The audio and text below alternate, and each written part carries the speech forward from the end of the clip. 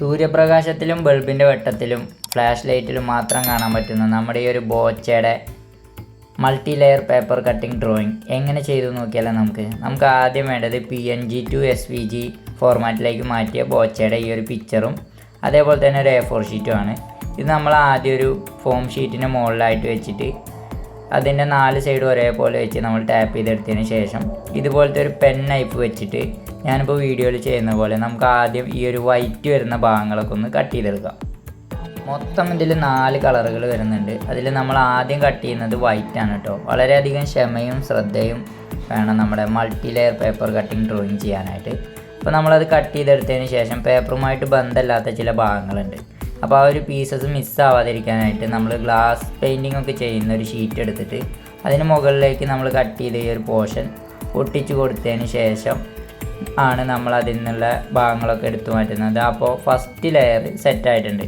ഇനി നമ്മൾ സെക്കൻഡ് ലെയറായിട്ട് കട്ട് ചെയ്യുന്നത് മഞ്ഞയാണ് കേട്ടോ. ഇതിൽ കാണുന്ന മഞ്ഞ കളറൊക്കെ കട്ട് ചെയ്തെടുക്കുകയാണ് നമ്മൾ. അങ്ങനെ മഞ്ഞ കളർ കട്ട് ചെയ്യുമ്പോൾ ഇതാ സെക്കൻഡ് ലെയറും അങ്ങനെ റെഡി ആയിട്ടുണ്ട്.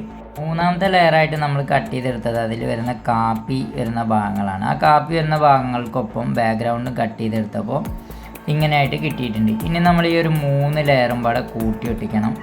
അപ്പോൾ ആദ്യം നമ്മൾ ഫസ്റ്റ് കട്ട് ചെയ്തെടുത്തതിൻ്റെ തൊട്ടടിയിലായിട്ട് നമ്മൾ രണ്ടാമത് കട്ട് ചെയ്തെടുത്ത ലെയർ വെച്ചിട്ട് പശ വെച്ച് ഒട്ടിച്ചു കൊടുക്കുകയാണ്. കാരണം ഇതിൻ്റെ ഇടയിൽ ഗ്യാപ്പുകൾ വന്നു കഴിഞ്ഞാൽ നമ്മൾ ഈ ഒരു പിക്ചർ കറക്റ്റായിട്ട് കിട്ടില്ല. അതിനുശേഷം നമ്മൾ ഒട്ടിച്ച ഫസ്റ്റിൻ്റെയും സെക്കൻഡിൻ്റെയും തൊട്ടടിഭാഗത്തായിട്ട് മൂന്നാമത്തെ ലെയറും നമ്മൾ ഒട്ടിച്ചെടുക്കുകയാണ് കേട്ടോ.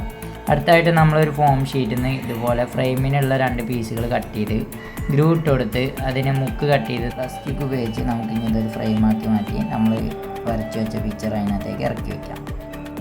10,000 വർഷമൊന്നും ജീവിക്കാനൊന്നും ഇവിടെ പോകുന്നില്ലല്ലോ. ഒന്നും കൊടുത്തിട്ടുമില്ല, ഒന്നും കൊണ്ടുപോകണില്ല. എന്തിനിത്ര ടെൻഷൻ? ഉള്ളത് അടിപൊളിയായിട്ട് ഹാപ്പി ആയിട്ട് ജീവിക്കുക, ടെൻഷൻ അടിച്ച് ചാവാതെ ഹാപ്പി ആയിട്ട് ജീവിക്കുക.